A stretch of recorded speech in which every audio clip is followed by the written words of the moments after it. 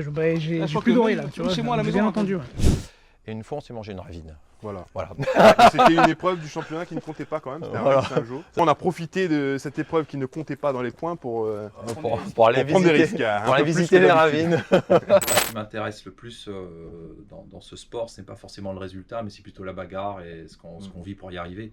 Les amis, avant que la vidéo ne commence, je tenais à préciser qu'elle a été tournée au mois de mai et qu'à cette époque, on n'était pas encore certain que le tour auto allait avoir lieu. Donc il est possible que vous trouviez certaines incohérences lors de cette interview. N'y faites pas attention, bon visionnage. Les amis, bienvenue. Et puis n'hésite pas à t'abonner. Les amis, bienvenue sur cette nouvelle vidéo sur la chaîne Motors. C'est le 3e épisode dédié au rallye. Et aujourd'hui, on est avec la team Extrême Méca Sport. Messieurs, bonsoir. Bonsoir, bonsoir. Vincent Payette, Gilles Dijoux, qu'on ne présente plus, encore une fois. Hein. Dans tous les cas, les passionnés de rallye, on n'a pas besoin de leur présenter les pilotes et leurs copilotes. Comment allez-vous? Ça va bien, ça va bien. Ça va, Ok. on a la pêche. Bon, tant mieux. Ce soir, on est chez toi, Vincent. On est devant votre voiture. On va parler rallye. En attendant que la saison reprenne, c'est vrai que là, ça commence à faire long. Hein. Beaucoup de gens attendent et on voit plus trop le bout du tunnel. Vous, comment vous avez perçu cette période de stand-by, on va dire, Vincent? Plutôt mal. Ouais. Plutôt mal parce que c'est vrai qu'en tant que passionné automobile, c'est vrai qu'avec Gilles, on roule depuis 2010. Gilles, il roule depuis avant encore. Donc, on n'a jamais connu de période de carence comme ça en rallye, à part depuis l'année dernière. Donc, c'est vrai que ça manque énormément. Ouais.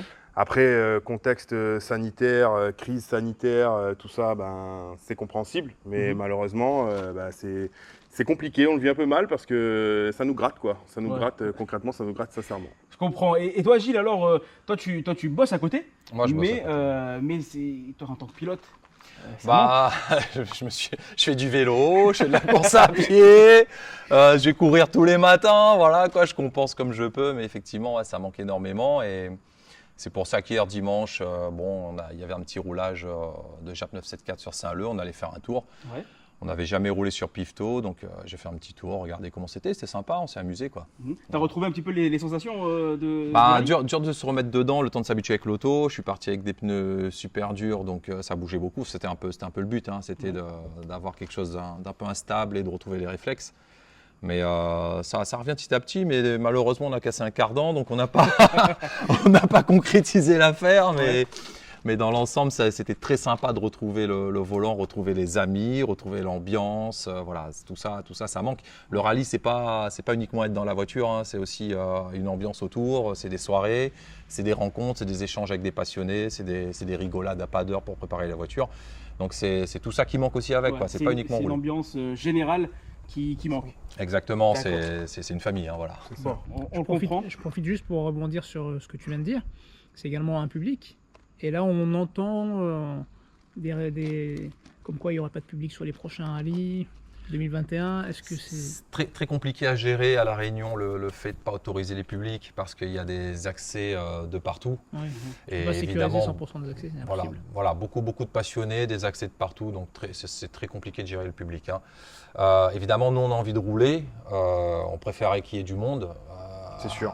Ça c'est évident parce que c'est tout ça aussi qu'on aime, hein, c'est croiser les gens, les saluer, dire bonjour, échanger, les vidéos, les photos qu'on retrouve après. Les encouragements sur le bord de la route. Maintenant, si ça doit se faire à huis clos, on le fera. C'est un peu dommage, mais on le fera, quoi. Voilà. Ok les gars, on va parler un petit peu de votre histoire, puisque vous êtes des acolytes. Ça fait combien de temps d'ailleurs que vous êtes coéquipiers?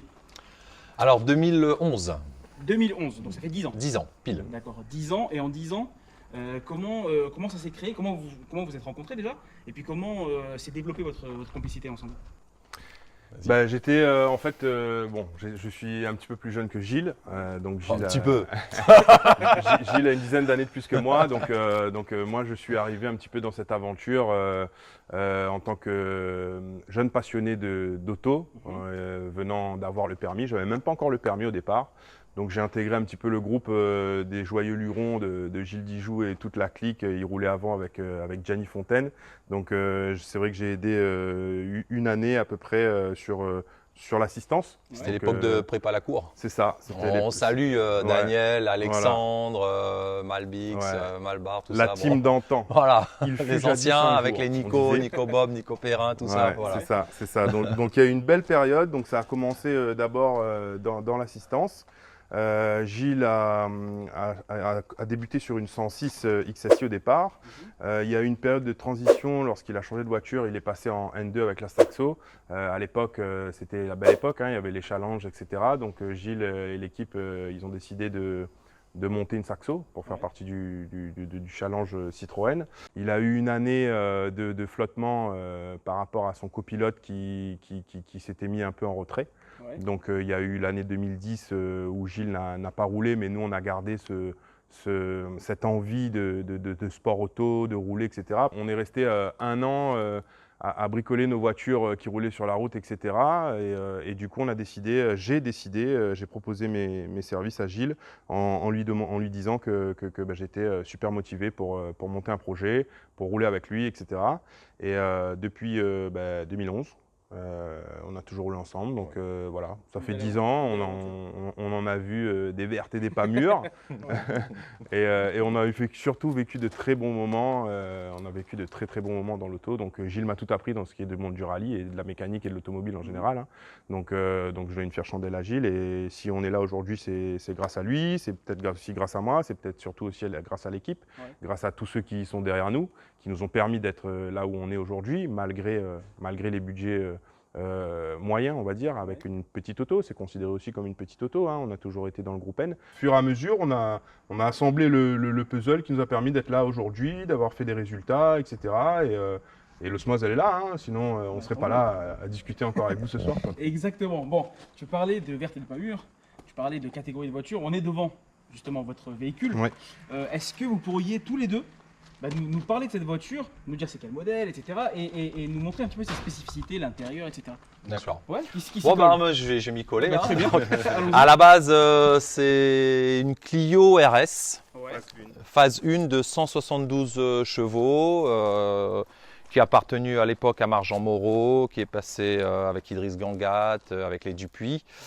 Nous, on l'a racheté en 2014, donc on l'a passé en spécification Ragnotti. Donc il y a eu des travaux de carrosserie de fait dessus pour la passer en phase 2. On a changé les trains roulants, on a tout mis de la Ragnotti. Donc c'est une auto aujourd'hui, donc la Ragnotti d'origine elle est à 180 chevaux, c'est une auto qui fait 190 chevaux. Donc en équipement, on a la boîte à crabot de Renault Sport, on a le train avant avec toutes les pièces Renault Sport, les triangles, etc.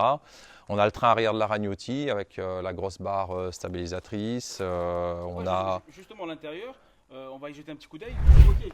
Voilà. Donc au niveau de l'auto, on retrouve l'arceau de sécurité qui est typique des voitures de course. Ouais. Donc là pareil, pour passer en spécification Ragnotti, on a dû modifier l'arceau, donc on a rajouté les croix, etc. Donc les baquets, pour le budget qu'on avait, on a essayé de prendre les baquets les plus légers possibles. Donc tout l'intérieur de la voiture, les panneaux de porte sont en carbone. On retrouve ensuite comme spécification, on a des amortisseurs spécifiques de compétition, donc ces amortisseurs réglables en détente et en compression, c'est des Proflex avec des butées hydrauliques. Donc qu'est-ce qu'on peut dire d'autre? J'ai une petite question peut-être sur les baquets justement, j'ai Oui. remarqué ça la dernière fois aussi parce qu'on a rencontré Nazim, c'est que le siège du copilote est plus bas et plus généralement un peu plus léger que celui du pilote. Ça s'explique comment ça? Alors nous c'est une auto qu'on a travaillé sur la balance, hein. Donc toute la répartition des masses, en fait ce qu'on fait c'est qu'on met l'auto sur 4 balances et on essaie d'avoir une répartition gauche-droite équitable, les diagonales parfaitement équilibrées, et ensuite avoir pour une traction l'idéal c'est être à 2 tiers sur l'avant, 1 tiers du poids sur l'arrière. Donc là le positionnement du siège du copilote, lui c'est dû à ça, hein. Moi je choisis ma position, mais après tout ce qui est siège du copilote, tout ce qui est place des extincteurs, roue de secours, etc. C'est des emplacements qui sont travaillés sur la balance pour arriver à avoir cet équilibre et avoir une auto homogène. Alors en pneumatique, nous on a fait quasiment toutes les marques, hein. On a commencé en Cook, on a fait Pirelli. On a commencé avant tout en challenge promo, donc en pneus de série. On a fait la transition avec les Toyo Proxess R888 GG, c'était des semi-slicks. Ouais. On a essayé au tout début, lorsqu'on a commencé à rouler sur des slicks, on a essayé les Demac. D'accord. On a roulé en Hankook pendant plus d'une saison et on est passé sur du Pirelli. Et sur la fin, donc l'année, il y a 2 ans, on a décidé de de passer en Michelin. Donc on a pu avoir l'opportunité, grâce à Philippe Lermiès d'ailleurs, de passer en Michelin. Et malheureusement, on n'a pas encore eu l'occasion de les tester en course. Mais ils sont là, ils sont là. Mais ça joue justement les marques Alors, différentes. disons qu'au niveau des perfs, ce qu'on constate, hein, ce que je constate par exemple en fonction des marques, c'est les endurances dans le temps. Ouais. Donc, il y a certaines marques où on faisait 40 km de spécial, on était à blanc. D'autres marques, on pouvait rouler 50-60 km. Là, moi, ce que je constate sur les Michelin, c'est qu'ils sont beaucoup plus raides au niveau des flancs. Donc, c'est des pneus qui sont plus incisifs au moment de l'inscription. Donc là, c'était aussi l'objectif de dimanche, hein. On est parti sur des gommes très dures pour voir le temps de chauffe, combien de temps ça prend à chauffer, est-ce que ça prend bien la température, etc. Donc là, ce que je constate, les pneus sont plutôt bien, ça permet d'être beaucoup plus agressif. Par contre, là, sur les durs, il faut facilement 1 ou 2 km avant de les monter en température, quoi. C'est quoi ces boîtiers là? Ça, on peut en Alors, parler, ça? oui, ça permet en fait d'avoir la localisation de la voiture en course. D'accord, donc ok, c'est- c'est un suivi GPS. Un suivi GPS, et ce qui permet aussi de savoir si vous faites une sortie, de vous retrouver si vous êtes à 800 mètres plus bas. D'accord. Alors justement, ça c'est une question que je me pose. Alors ça c'est plus une question qui va s'adresser au copilote. Parce que des erreurs de parcours, ça peut arriver, même si c'est plutôt bien délimité généralement. Comment tu prépares en amont chaque spécial, chaque course? Bah, c'est simple et en même temps compliqué. Parce Ouais. que j'ai envie de dire, 50% des résultats en course dépendent des reconnaissances. Avec Gilles, on a toujours mis un point d'honneur à essayer de faire au maximum nos 3 passages dans chaque spécial, etc. Gilles a une annotation qui est très très complète et aussi un peu complexe, mais qui lui permet d'assimiler énormément de choses sur les points de freinage, les distances de freinage, les réaccélérations, les angles de main au volant, les repères sur la route, etc. Donc j'ai envie de dire que le travail de reconnaissance, c'est quasiment la moitié du travail Ouais, c'est une grosse quand on partie. arrive en course, au rallye. Lors de la semaine qui précède la course, les recos sont faites. Je recopie mes notes à la main. J'ai toujours été vraiment à la main, hein. Et d'ailleurs, on voit qu'en championnat ou qu'en haut niveau, ça fonctionne, parce que lorsqu'on fait des championnats de France, on vous donne des carnets numérotés, avec des pages numérotées sur lesquelles on doit recopier à la main. Ouais. Donc c'est vrai que les copilotes, ils ont plusieurs types de notation. Donc il y en a qui font tout sur ordinateur, etc. Moi, je n'ai pas opté pour cette méthode-là. Je recopie tout. Les notes sont assez longues, mais l'avantage qu'elles ont, c'est qu'elles sont ultra complètes. Le copilote, c'est lui qui donne la cadence dans la voiture, hein. Donc C'est ça. c'est le coach dans l'auto, quoi. Non seulement c'est lui qui va motiver pour essayer de prendre des risques, et c'est lui aussi qui peut calmer aussi pour pas en prendre, quoi. Ouais. Donc en fonction de la fatigue, en fonction de l'état d'esprit, etc., ça peut changer pas mal de choses. Ok, pour la communication à l'intérieur du véhicule, c'est des micros? On est j'imagine? casqué, Oui, puis on on a est une casqué, communication par filaire, voilà, via une radio, quoi. Mais sans tout. Question que quelqu'un de totalement novice pourrait se poser. Est-ce qu'un pilote sans son copilote peut rouler Non. et faire des performances? Non, personnellement, entre une spéciale où j'ai des notes et une spéciale où j'ai pas de notes, ça peut aller de 4 à 10 secondes au kill, quoi. D'accord. D'accord, ok. Ouais. Ouais, donc c'est Oui. des différences énormes, parce qu'en fait, on retient pas la route, hein, il faut le dire comme c'est. Sur 3 passages de reco, on retient pas la route. Donc moi, ce que j'essaie de faire, c'est de noter les points de freinage, les points de corde, avoir le maximum de repères pour être en confiance justement au moment de la route, au moment de la course. D'accord. Donc l'idée, c'est j'arrive et dans mes notes, il y a toujours le petit truc qui me dit ok, je suis bon, je suis bien placé, je peux y aller. D'accord. Voilà. Alors justement, une dernière question là-dessus, dernière ou pas. Lorsque tu l'informes d'un virage, d'une épingle, etc., tu le fais combien de temps avant? Bah, c'est toujours de l'anticipation. Gilles, c'est particulier encore, hein, c'est un peu... Il est très spécifique, il est très pointu dans son système d'annotation. Ouais. Et j'ai eu l'occasion de rouler avec d'autres pilotes. Gilles, il assimile énormément d'informations et il roule aux notes sur des séquences en fait. Il roule par séquence, il ne D'accord. roule pas par virage. Donc c'est vrai que lorsque j'annonce une séquence, ça peut être une séquence de 3-4 virages par exemple, si c'est du D'accord, rapide. ok. Donc, et Gilles l'assimile directement. Donc j'ai pas besoin de répéter mes notes. Donc ce sont des enchaînements de séquences en fait. Ouais, ouais. Et Gilles se cale sur des séquences. L'idée, c'est d'avoir des phrases pour anticiper, quoi. Donc quand je sors de l'épingle, eh bien, j'ai toute la ligne jusqu'au prochain freinage. D'accord. Et donc ça peut être 4-5 virages. L'idée, c'est que voilà, il me le sort et puis moi je le déroule dans ma tête tranquillou. Je vise mes repères, je vise mes points de freinage Et surtout, ce qu'il ne doit pas oublier de dire, c'est où est-ce que je Le freine frein, au bout. voilà, c'est la notation, la notation du frein en fait. Voilà. En fait, on va dire que les séquences sont fractionnées sur des points Accélération, dangereux freinage. et de freinage. D'accord, ok. Voilà. On a vu la voiture, les gars. Est-ce qu'on peut maintenant l'entendre? Oh, bien sûr. Allez, c'est parti. Pas de souci, je vais vous démarrer ça.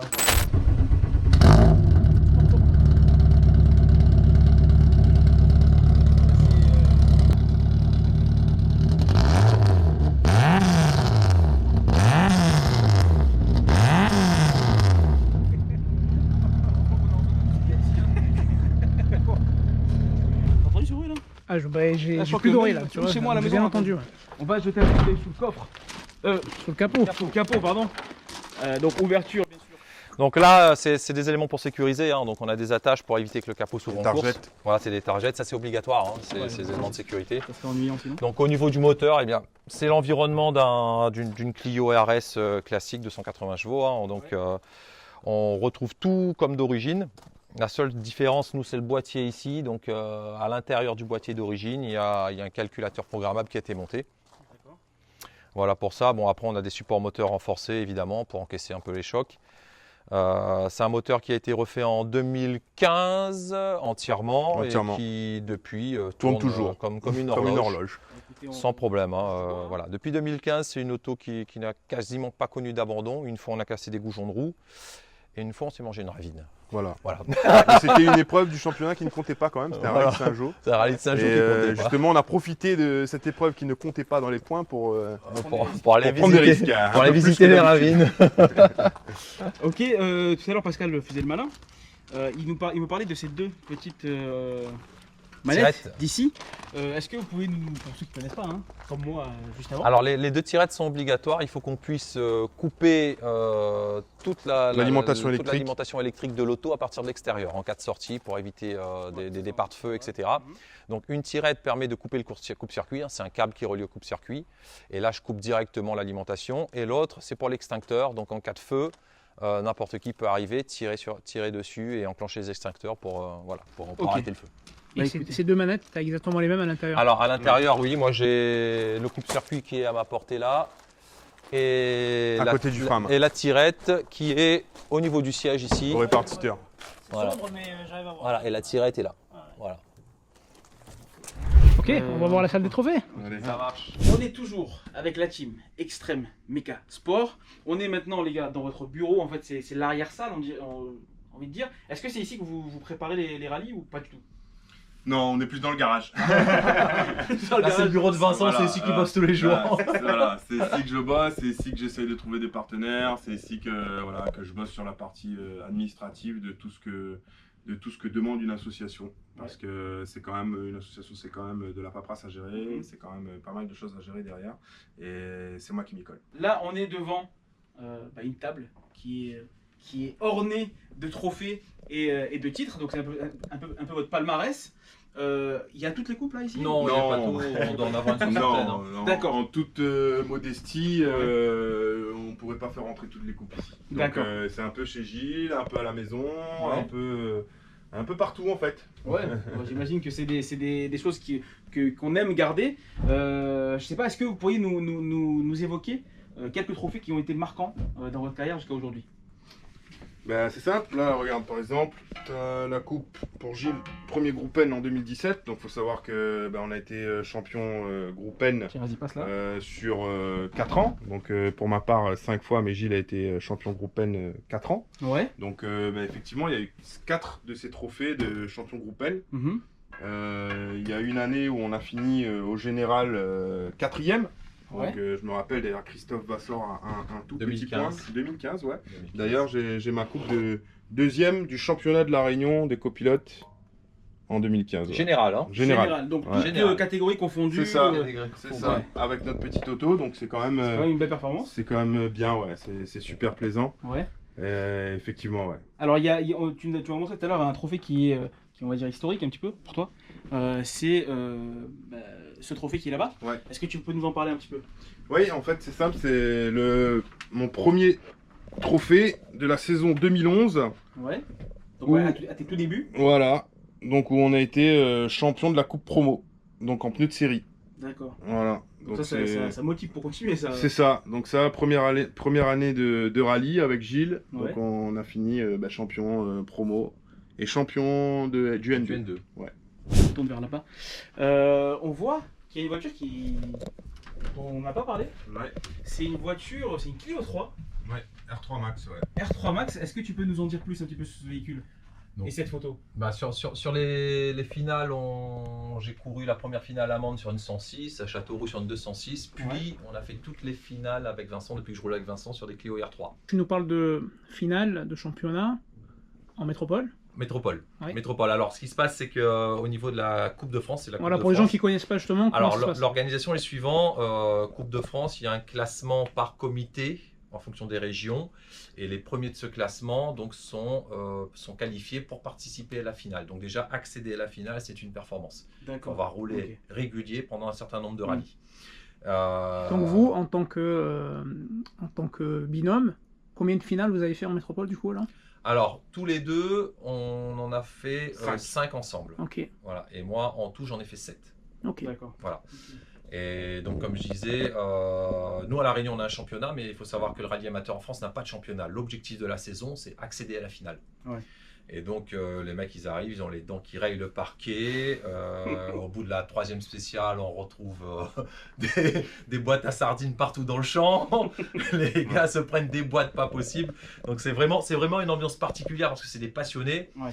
Qui mettent du cœur dans ce qu'ils font, et là ça envoie vraiment du lourd sur les finales, hein, surtout sur les petites autos. Ouais. On voit des choses extraordinaires en tant que spectateur, ça doit être pas mal aussi. Et donc première découverte de la Clio R3 sur cette finale, une voiture de 250 chevaux, boîte séquentielle, gros frein, les amortisseurs à régler et tout. Ouais. Évidemment on arrive, le gars nous dit quel setup, j'ai dit ben moi il n'y a pas de setup, hein, je roule en pneu promo, je roule voilà, donc tu me mets ce que tu as l'habitude de mettre et puis on part avec. Et on est parti avec, et donc sur cette finale-là à Autun, on faisait 5e de classe Ouais. sur 13 partants, donc finalement on n'était pas si mal. Ensemble, vous avez effectué au total combien de rallyes depuis que vous avez commencé? Ben, plus de 70 rallyes. Ouais, plus de 70 rallyes. 70 rallyes à peu près, ouais. 70 rallyes sur la carrière avec Vincent. Donc la cohésion, maintenant, on peut dire qu'elle est optimale. Bon, on a fait des kilomètres, ouais. Des bords. Sachant que c'est multiplié par 2 parce qu'à chaque fois il y a des reconnaissances aussi avant chaque rallye. Ouais. Donc voilà, on a fait Après, quelques kilomètres, c'est très complexe pour le copilote, hein, comme mes notes sont longues, compliquées, difficiles à écrire, et en plus que je parle vite quand on fait les recos et que j'aime pas trop avancer doucement. Ouais. Donc voilà, il faut que le gars soit réactif pour écrire, il faut que soit réactif pour remettre au propre, pour restituer, il faut qu'il comprenne bien ces phrases-là, Ouais. où on annonce par phrase et on m'annonce pas virage par virage, parce que là, j'y arrive pas. Et donc, Vincent était absent sur quelques rallyes, il y a eu des remplaçants qui ont pris la place, mais Ouais. voilà, les gars ont très vite compris que c'était très difficile, hein, pourtant des gens qui sont quand même, qui sont pas novices en rallye, mais ils ont très vite compris que c'était très spécifique ce que je faisais, et qu'il y avait pas mal de difficultés à restituer ça, quoi. D'accord. Donc là, Gilles nous parle de certaines expériences qu'il a faites sans toi. Ouais. Est-ce que toi, tu as fait des expériences sans lui? Oui, aussi, oui. C'est bizarre cette tournure de phrase, hein, mais on dirait rien. On m'a compris. Quelle course tu as faites Alors, il faut dire que les sans courses sur lesquelles je n'ai pas participé avec Gilles, c'était pour raisons professionnelles. Donc voilà, c'était à contre-cœur un peu que je Ouais. roule pas, hein, parce que c'est vrai que j'aime ça. Donc je fais du rallye, je roule avec Gilles, etc. Et les fois où justement je n'ai pas roulé avec Gilles, j'ai pu rouler d'autres fois, donc je me suis un peu rattrapé avec d'autres pilotes, hein, Johan Ramsamy. J'ai fait 3 manches de championnat de France à Antibes, donc 2013, 2014, 2015 à Antibes, donc sur un championnat de France, sur une DS3 R3. Expérience top. Ouais, Franchement, j'imagine. c'est pas du très haut niveau, mais c'est du haut niveau, et je rougirai pas en disant que c'est du très haut niveau quand même, parce que c'est quand même du très costaud. Ça, on apprend beaucoup de choses. Il y a beaucoup de choses qui diffèrent un peu du niveau qu'on a ici. Et c'était très instructif pour moi de faire ça. C'était une autre expérience qui m'a permis de m'améliorer justement, et aussi de me rendre compte que le boulot de copilote avec Gilles, c'est compliqué, ou plutôt le boulot de copilote avec d'autres pilotes, c'est Ouais. plus simple. Ouais. Donc je sais pas comment on peut le tourner. mais voilà, donc Donc c'était top. c'est plus formateur, ou en tout cas, C'est plus formateur. c'est mieux de bosser avec quelqu'un de très exigeant comme lui, Ouais. du coup, que Bah, c'est pas que c'est mieux, je dirais pas que c'est mieux ou moins bien, c'est juste que plus formateur. ouais, c'est ça, mais qu'on se donne quand même du fil à retordre et on se donne à nous-mêmes un niveau d'exigence assez élevé qui nous permet justement d'avoir des résultats à la clé en fait. Voilà. On va parler un petit peu d'avenir, puisque on espère tous une reprise du championnat très prochainement, avec le 51e du coup Tour Auto, qui devrait être prévu au mois de juillet. Où est-ce que vous en êtes dans votre préparation? Est-ce qu'on va vous voir sur les rallyes prochainement? Et comment ça se passe? Si ça repart, on est là. Ça c'est sûr. Ouais. Si ça Ça, repart, c'est on sûr. est là. On a envie de rouler, on a envie de se faire plaisir, on a envie de montrer les partenaires, on a envie de retrouver l'équipe, retrouver les amis. Donc si ça part, on est là. Ouais. Maintenant, en projet, si ça part pour l'instant, on sera sur la Clio. On essaie toujours de la vendre et l'objectif, ça serait de monter sur une auto un peu plus performante, soit de la N4, soit de la Groupe R. Voilà, donc ça va dépendre de ce qu'on peut dégoter à côté. On a fait un petit peu le tour du groupe N. Ouais.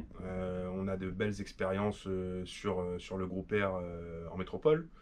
Donc je pense qu'aujourd'hui, effectivement, le cap supérieur, c'est déjà au minimum une voiture en boîte séquentielle. Et essayer, tant bien que mal, de réunir des partenaires pour pouvoir sauter ce pas. Et effectivement, essayer d'aller chercher plus loin les chronos et de se faire encore plus plaisir. On a toujours mis un point d'honneur à faire du mieux qu'on pouvait, même à se surpasser avec le matériel qu'on avait, quoi. Ouais. Donc moi, ce qui m'intéresse le plus dans ce sport, ce n'est pas forcément le résultat, mais c'est plutôt la bagarre et ce qu'on vit pour y arriver. On sent chez vous cette hargne et cette volonté de performer. On vous souhaite vraiment de réussir à trouver, à réunir les fonds pour passer ce cap et arriver à une voiture de catégorie au-dessus. C'est tout le mal qu'on vous souhaite. Donc vous l'aurez compris les amis, L'appel est lancé. Hein. l'appel est lancé. La Clio qu'on a filmée en bas, elle est à vendre. Donc je vous invite à vous rapprocher de Vincent ou de Gilles pour tout renseignement. Merci les gars de nous avoir reçus chez C'était avec vous. plaisir. Merci pour toutes ces informations et on vous souhaite le meilleur pour la suite. Merci. À très bientôt. À Très bientôt. Ciao, ciao les gars. Ciao. Au revoir.